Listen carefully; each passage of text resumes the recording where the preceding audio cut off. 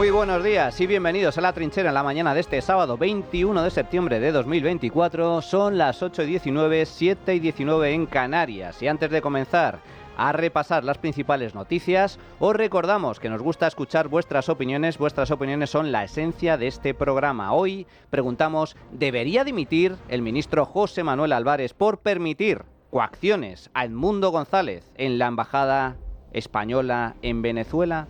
Podéis participar a través del número de WhatsApp al que nos podéis enviar vuestras notas de audio. En nuestro espacio de tertulia iremos escuchando vuestras opiniones. El teléfono es el 689 33 74 44, 689 33 74 44.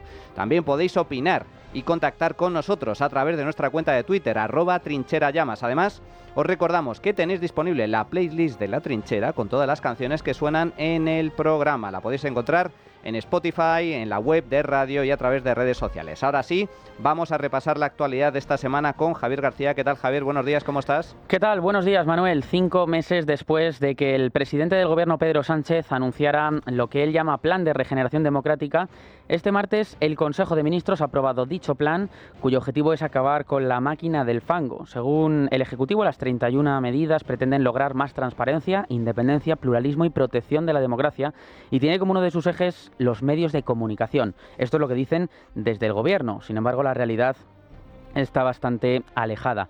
La pasada primavera comenzaron a publicarse diferentes informaciones periodísticas sobre las actividades profesionales de su mujer, de la mujer de Pedro Sánchez, Begoña Gómez.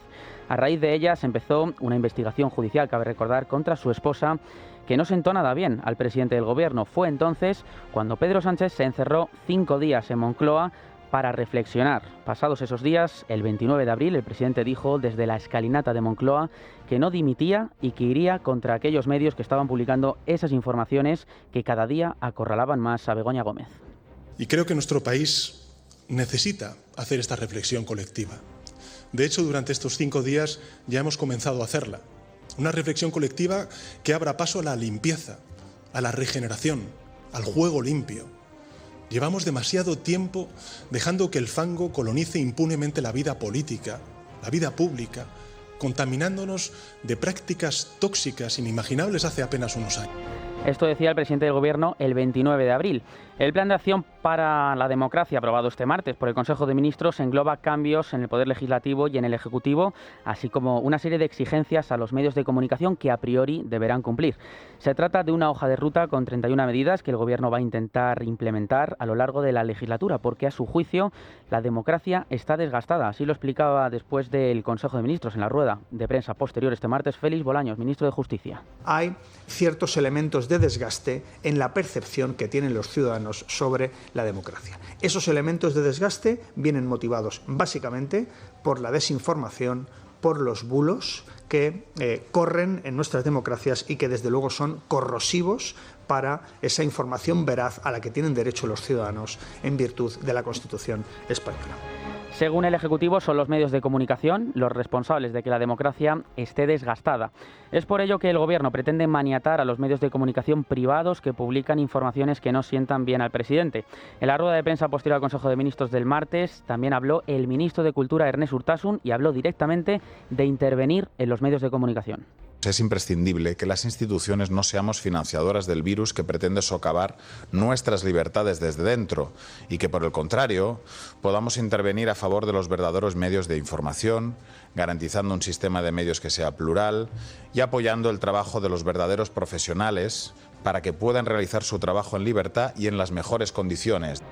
Las 31 medidas aprobadas por el Gobierno y que ahora tendrán que ser ratificadas por el Congreso de los Diputados se organizan en 3 ejes. El primero, ampliar y mejorar la calidad de la información gubernamental. El segundo, fortalecer la pluralidad informativa. Y el tercero, fortalecer el sistema electoral. Ignacio Bravo, buenos días. Buenos días. 3 ejes, a cada cual más polémico y cada cual con sus propios planes macabros. En cuanto al primero de estos ejes, basado en la mejora de la transparencia, destaca la aprobación de una nueva estrategia de gobierno abierto para ampliar las obligaciones en materia de transparencia y reforzar los controles sobre los cargos públicos con el objetivo, dice Félix Bolaños, de acabar con los mal llamados pseudomedios. Curiosamente, son estos los que mayor flujo de información contra Begoña Gómez y en contra de Pedro Sánchez han publicado estos tiempos. Hoy es es un buen día para los medios de comunicación que trabajan en informar verazmente a los ciudadanos. Y es un día regular para los pseudomedios que lo que hacen es cada día mentir y esparcir bulos. Esto es un consenso europeo. Yo aspiro a que también se repita en España y que facilite la aprobación de las 31 medidas que conlleva este Plan de Acción por la Democracia. El segundo de los ejes de este nuevo plan habla de fortalecer la pluralidad informativa. En lo que respecta a los medios de comunicación, desde el Gobierno exigen conocer las fuentes de financiación de los medios, la identidad de sus accionistas, la publicidad institucional que reciben y sus cifras de audiencia. Es por ello que el Gobierno defiende la creación de un registro de medios de comunicación con toda esta información, además de una reforma de la Ley de Publicidad Institucional. Lo curioso de esta reforma es que incluye una cláusula para favorecer a los medios públicos catalanes que permitirá a Salvador Illa mantener la financiación a través de campañas institucionales del Gobierno catalán. Cabe recordar que esta cifra ha ido incrementándose año a año hasta llegar a casi 45 millones de euros que repartió el año pasado Pere Aragonés entre los medios públicos catalanes. De esta forma, Pedro Sánchez podrá asegurarse la publicidad institucional en Cataluña, mientras en el resto del país será el Gobierno el que decidirá quién y quién no puede publicar información. Así lo ha esbozado el ministro de Cultura, Ernest Urtasun. Podamos intervenir a favor de los verdaderos medios de información, garantizando un sistema de medios que sea plural y apoyando el trabajo de los verdaderos profesionales para que puedan realizar su trabajo en libertad y en las mejores condiciones. Hay que establecer los criterios que definen qué es un medio de comunicación frente a otras plataformas cuya finalidad no es informar. Para ello se creará un registro de medios de comunicación en el que se disponga de la información pública sobre su propiedad y la inversión publicitaria que reciben. El último punto del nuevo plan de Sánchez establece que en paralelo al Poder Ejecutivo y los medios de comunicación, el sistema político y electoral debe ser igual de transparente. Es por eso que entre las propuestas que incluye este tercer eje se encuentra el fortalecimiento del régimen sancionador a los partidos que no presenten sus cuentas, la obligación de publicar todas las encuestas electorales o la obligación de realizar debates electorales. Félix Bolaños. Vamos a reformar también la Ley Orgánica de Régimen Electoral, para que sea obligatorio para los candidatos acudir a debates electorales en las campañas electorales. Que no haya ningún candidato que decida, por razones las que sean, que no va a un debate electoral. De esta forma, España se convertirá, junto a México y Argentina, en los únicos países con obligación de realizar debates electorales. Gracias, Ignacio. El Ejecutivo todavía tiene muchos matices que definir sobre este plan y sobre cómo prevé tramitarlo. El plan tiene como objetivo, según el Gobierno, fomentar la transparencia en las instituciones públicas y los medios de comunicación. La pregunta es quién controla si el Gobierno es o no transparente y si esta transparencia la ejerce, porque el Ejecutivo bate récords en opacidad. El primer trimestre de 2024, los ministerios denegaron 96 peticiones de información a través del portal de transparencia. Adrián Pajares, buenos días. Buenos días. Se trata del tercer valor más alto de la última década, aunque por debajo de los récords establecidos en 2021 y 2022 en este mismo trimestre, con 120 y 100 denegaciones respectivamente. Las cifras del presente año muestran un incremento respecto a las 88 solicitudes rechazadas en el mismo periodo de 2023, marcando un crecimiento del 9% en solo un año. La tendencia a la opacidad en el gobierno de Sánchez ha sido notable desde su inicio y entre los ministerios más reacios a proporcionar información destacan el Ministerio de Interior y el Ministerio de Hacienda, que han justificado sus rechazos en razones de seguridad y confidencialidad económica. Y a pesar de la retórica a favor de la transparencia, el gobierno también ha evitado celebrar el debate sobre el estado de la nación para que el gobierno rinda cuentas, una práctica que se ha llevado a cabo solo una vez en los 6 años de Sánchez en el poder. Sin embargo, escuchen a Bolaños el otro día. Vamos a aprobar una rendición de cuentas obligatoria para todos los gobiernos, como la que hace este gobierno, como la que implementamos en 2020. Permítanme que aquí esté especialmente orgulloso porque fue una política que llevamos a cabo y que pusimos en marcha desde la Secretaría General de la Presidencia cuando yo era su titular. Pero este año el Ejecutivo de nuevo ha optado por no convocar el debate, justificando su decisión con la intensa agenda internacional del presidente y la necesidad de aprobar los presupuestos. Pues habemos plan. Ya está aquí el plan de acción para defender en teoría la democracia y la pluralidad informativa. Es todo un bulo, una mentira, un engaño, otro más de este gobierno de mentirosos.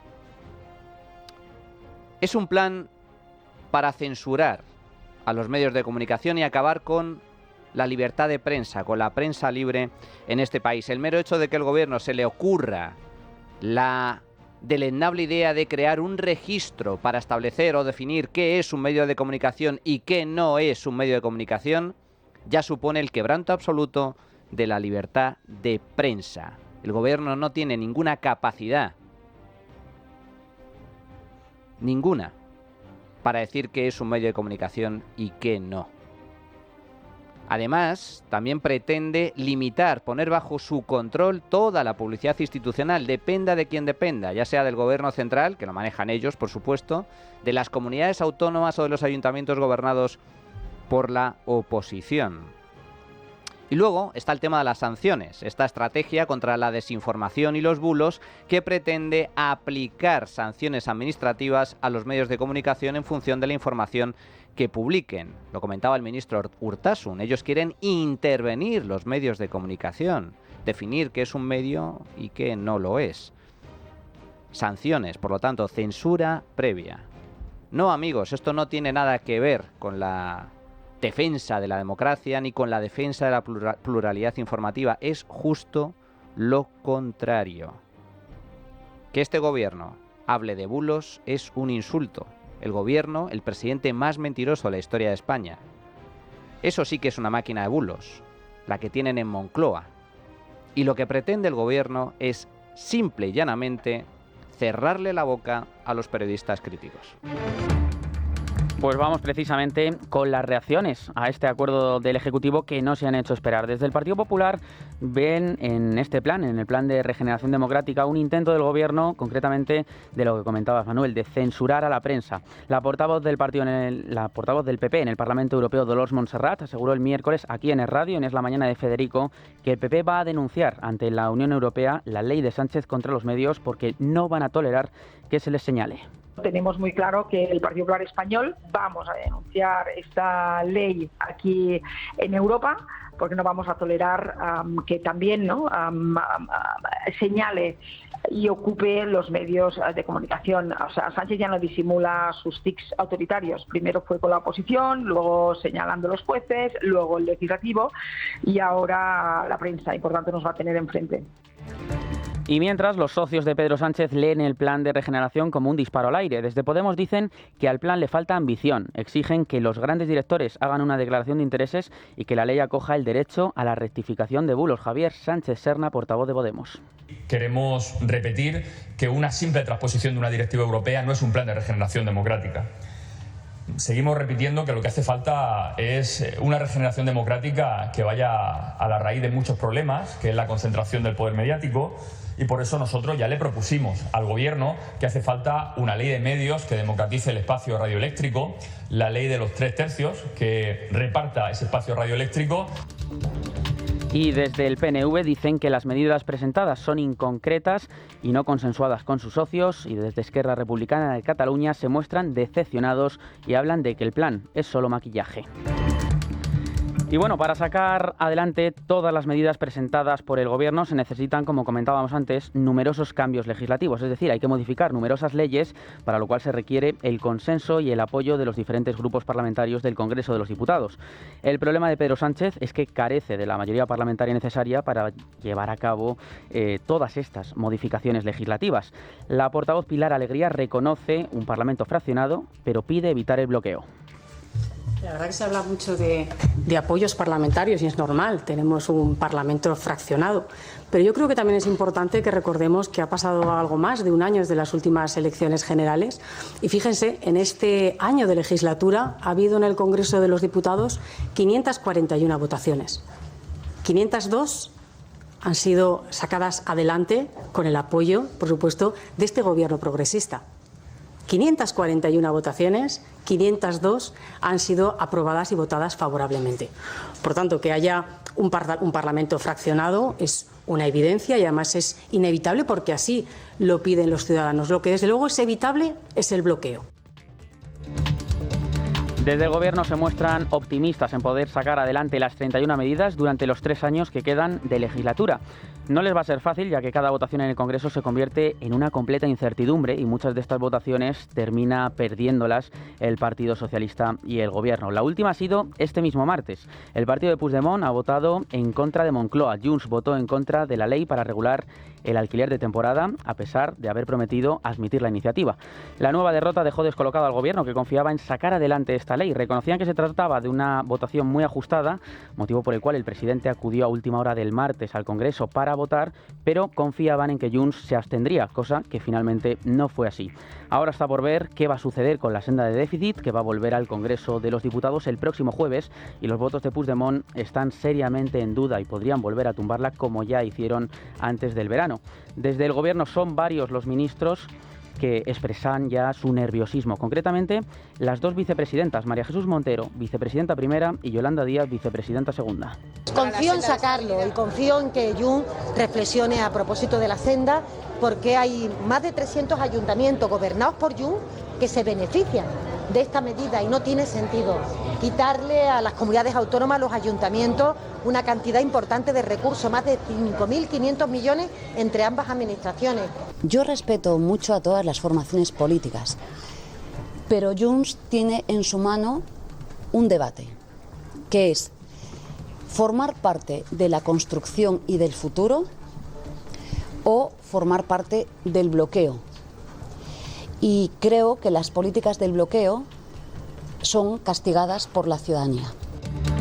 Desde el Partido Socialista harán todo lo posible para que la votación de la semana que viene no fracase. Por ello, el Partido Socialista y el prófugo Carles Puigdemont se reunieron ayer viernes en Suiza para tratar de reconducir las relaciones entre socialistas y Junts tras sus diferencias. Pese a la debilidad que muestra el Gobierno en las votaciones en el Congreso de los Diputados, el Ejecutivo confía en llegar hasta el final de la legislatura. Del Plan de Regeneración Democrática, de Inmigración y del cupo catalán se habló el miércoles en la sesión de control. Fue la primera del curso político con Pedro Sánchez en el hemiciclo y va a ser la última de este mes, con Pedro Sánchez en el hemiciclo. El líder de los populares, Alberto Núñez Feijóo, afeó al presidente su plan de censura contra los medios y Sánchez le pidió que cambie el chip y que deje su oposición avinagrada. La crónica parlamentaria es de Jesús Ubeda. Shalom, shalom, pueblo trincherico. Les cuento sobre el quilombo parlamentario del miércoles. Al PP le ha dado por comparar a Sánchez con Franco de manera recurrente desde que Vicente Valles recordara en su telediario, cuando el nombramiento de Escrivá como gobernador del Banco de España, que la última vez que sucedió algo similar fue en 1965, cuando el dictador eligió para el mismo cargo a su ministro de Hacienda, Mariano Navarro Rubio. Así, en el pleno de este miércoles, Feijóo criticó el Plan de Acción Democrática recurriendo al francomodín. Censura y persecución a quien ose criticarle. No se veía una cosa así desde Franco. Feijóo me recordó al Casado previo al volantazo ayusófobo. Estuvo sobreexcitado y deslavazado. Solo en su primera intervención se refirió a 1. La poca asistencia del macho alfa de la Moncloa al Parlamento. 2. La noticia del Confidencial sobre los audios de las cloacas del PSOE que señalan a Sánchez como gran jefe. 3. El plan de censura y su concepción bananera del poder. 4. Que el gobierno siga negando que Venezuela sea un régimen dictatorial. 5. La financiación del cupo independentista. Y 6. Sus casos de corrupción que siguen abiertos. El marido de Begoña recurrió a la sencillez para ventilárselo, exhibiendo un posible nuevo estribillo muy aplaudido por las señorías de su cuerda. Y enfrente tenemos una oposición avinagrada. Hay gobierno para largo. Abandone esa oposición avinagrada y arrime el hombro en el interés de España.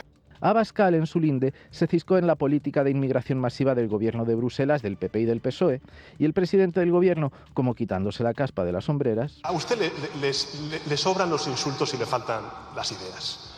Le sobra la xenofobia y le falta la humanidad. Gabriel Rufián le hizo la pregunta más pertinente de toda la sesión. Señor presidente, ¿cuánto cree que va a durar la legislatura? Ay, el de Esquerra le recordó al gobierno que ya han perdido 35 votaciones y bueno, por lo demás, la vicepresidenta Montero siguió cebando su candidatura a la presidencia de la Junta de Andalucía atizando a Juanma Moreno mientras respondía a una pregunta de Cuca Gamarra sobre el cupo catalán. Miguel Tellado. El mayor ejemplo de privatización es lo que ha hecho Pedro Sánchez con el Palacio de la Moncloa, convirtiéndolo en un coworking para los negocios familiares.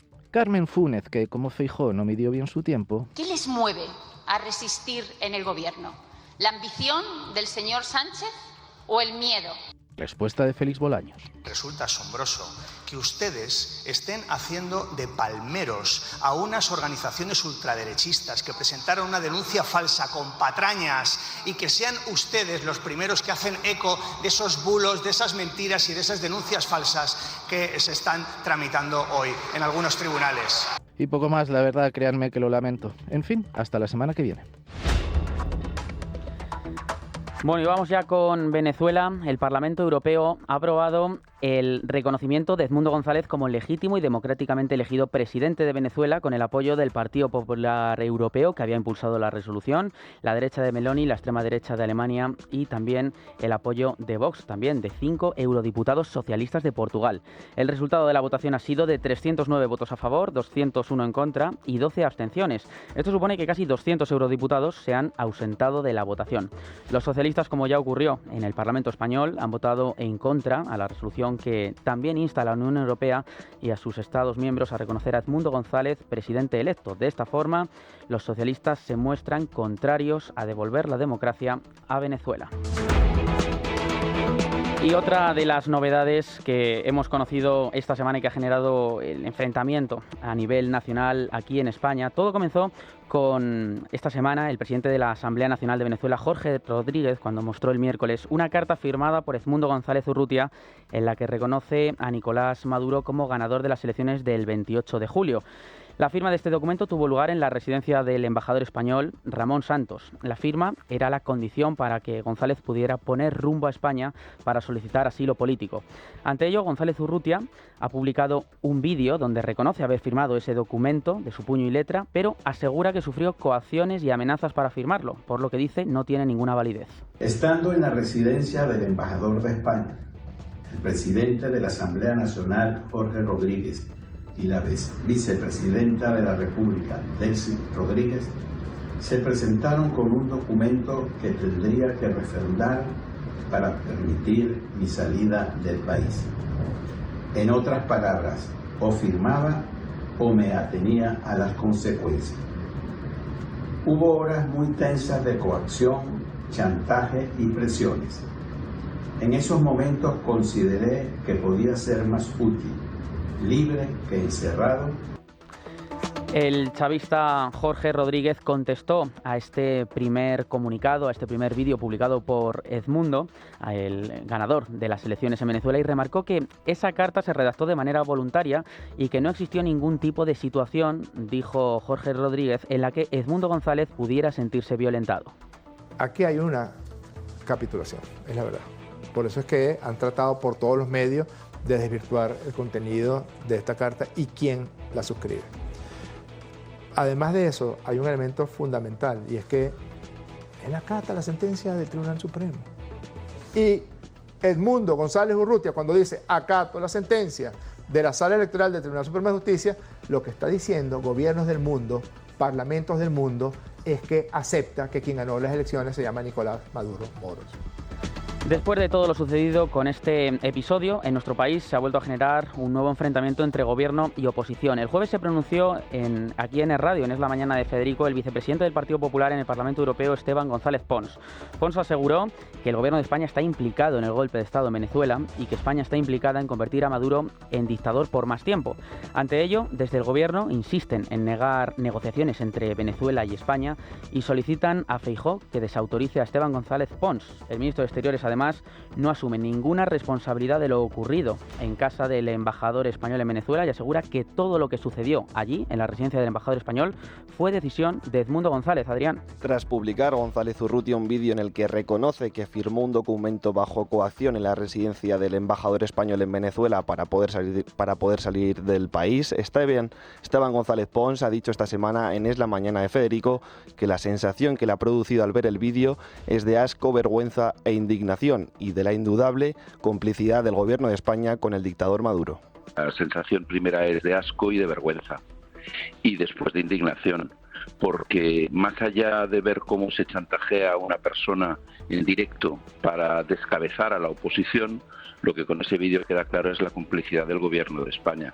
de nuestro gobierno, de nuestra representación. España implicada en la operación de convertir a Maduro en dictador por más tiempo, por un tiempo indeterminado, que es como están los dictadores, y eso produce una profundísima indignación. Recordemos que Edmundo González estaba acogido en la Embajada de Países Bajos, no en la española, en la de Países Bajos. Y muy probablemente, como Países Bajos no les permitió chantajearlo en la residencia de su embajador, fue trasladado a la residencia del embajador español para que el chantaje y la coacción fueran posibles. Además, González Pons añadía: pero en el fondo hay una connivencia de España en un golpe de Estado en un país extranjero. Si admitimos que hubo elecciones y las hubo, si admitimos que Edmundo González las ganó y las ganó, si admitimos que el gobierno de Venezuela digamos que las tapó para dar un golpe de Estado y que para la salida del presidente electo, su coacción y su envío al exilio, el gobierno de España ha sido un cooperador necesario, el gobierno de España está implicado en el golpe de Estado que se ha producido en Venezuela. Sobre el papel del expresidente del gobierno, José Luis Rodríguez Zapatero, también ha dicho que el gobierno sigue las directrices de Zapatero y que el interés del mismo no es un interés general, sino particular, y que también es cómplice de la tiranía chavista. Zapatero es quien va marcando la política exterior en determinados asuntos de España y lo peor es que yo no creo que el interés de Zapatero en esos asuntos, por lo menos en España y desde luego en China, sea un interés general o a favor del interés general. Es un interés, me temo que particular, y es la política de interés particular de Zapatero la que dirige la política de todos los españoles. En esa embajada, una vez que estuve yo, en esa residencia del embajador, me encontré cenando sin que nadie me hubiera anunciado que estaba cenando allí a un personaje que está oculto en toda esta historia, que es José Luis Rodríguez Zapatero. Detrás de todo lo que está ocurriendo hay que tener claro que está también José Luis Rodríguez Zapatero, que sigue callado, sin decir nada, sin hacer ninguna declaración, y que tiene negocios en Venezuela, y que supuestamente tiene negocios en Venezuela, y que es el gran urdidor de este plan y el que ha comprometido al gobierno de España en esta operación, que yo creo que sí, que coincido con usted, es la más sucia de la historia reciente de la diplomacia española. Mientras tanto, el ministro Álvarez ha contestado a González Pons asegurando que la diplomacia española no es responsable de lo firmado, que no ha habido contrapartidas por parte de Maduro, y ha pedido a Feijóo que desautorice a Pons y pida perdón. No tenemos absolutamente nada que ver ni con el documento, ni con el contenido del documento, ni con la elaboración del documento, ni con la inspiración de ese documento. Todo lo que sucedió en torno a la llegada de Edmundo González a España fue a petición de Edmundo González. La entrada en la residencia, la venida a España, la solicitud del derecho de asilo y cualesquiera conversaciones haya podido tener. Y yo lamento que el Partido Popular haya obligado a Edmundo González a tener que emitir este comunicado, y el señor Feijóo y el Partido Popular todavía no han pedido disculpas y perdón al Servicio Exterior de España. A pesar de toda la polémica, Edmundo González ha dicho que no ha sufrido coacción por parte del gobierno de España en Venezuela y que tan solo sufrió las presiones de Maduro en la embajada española. Gracias, Adrián. Y por su parte, el presidente del Partido Popular, Alberto Núñez Feijóo, ha pedido la dimisión del ministro de Asuntos Exteriores, José Manuel Álvarez, por mentir, dice, y por permitir que la embajada de España en Caracas esté al servicio de un régimen dictatorial. El líder del PP asegura que no se puede tolerar que en una embajada española se coaccione a nadie. La diplomacia española, pilar esencial de la diplomacia europea en Iberoamérica, no puede estar al servicio de un régimen dictatorial. Y mi posición es muy clara. En primer lugar, el embajador en Venezuela ha de ser reemplazado. En segundo lugar, el ministro de Asuntos Exteriores español ha de presentar su dimisión. Y en tercer lugar, el presidente del Gobierno de España ha de dar explicaciones inmediatas y asumir que España no es equidistante entre la civilización y la extorsión, y no es equidistante entre la democracia y la dictadura. Vergüenza. Esto no tiene otro nombre. ¿Qué hacían los hermanos Rodríguez, Delcy y Jorge, manos derechas pertenecientes al núcleo duro del régimen dictatorial de Maduro, en la embajada española? ¿Qué hacían allí? En suelo español, en suelo europeo, cuando ambos tienen prohibida la entrada al espacio comunitario, tienen prohibido pisar suelo europeo, y allí estaban los dos haciéndose fotos y grabando la conversación mientras coaccionaban, amenazaban, extorsionaban al presidente electo de Venezuela en la embajada española. En la embajada española. Es una vergüenza. Y desde luego, España no merece semejante escarnio internacional. Álvarez, efectivamente, debería dimitir desde el minuto 1 por mentir y por permitir semejante ignominia. Y continúa el proceso de la ley de amnistía en el Tribunal Constitucional. El órgano dirigido por Conde Pumpido ha decidido dejar en suspenso la tramitación de los 16 recursos que se presentaron por parte de las diferentes comunidades autónomas. Cabe recordar, eran 15 del Partido Popular y una del Partido Socialista, Castilla-La Mancha, que se pronunciaron contra esta ley. Antes de resolver sobre su admisión, el tribunal ha solicitado un informe que determine la legitimación de las administraciones autonómicas para impugnar la polémica norma. Además, el fiscal general del Estado, Álvaro García Ortiz, ha presentado un incidente de recusación contra el magistrado conservador del Tribunal Constitucional, José María Macías. Ortiz, que firma el escrito de recusación, considera que el magistrado debe ser apartado de participar en las deliberaciones sobre el control de constitucionalidad de la ley.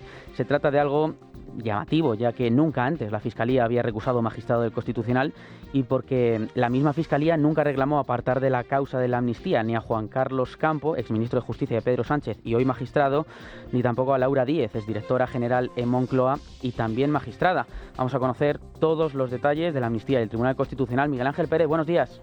Buenos días. El presidente del Tribunal Constitucional, Cándido Conde Pumpido, resolverá la abstención del magistrado izquierdista Juan Carlos Campo en los recursos presentados por el PP contra la ley de amnistía, a pesar de estar recusado. El orden del día fijado para el Pleno que celebrará el Constitucional la próxima semana recoge la ponencia de Conde Pumpido en la resolución de la abstención presentada por el exministro de Justicia de Pedro Sánchez en el marco de los recursos de inconstitucionalidad presentados por los populares contra la amnistía.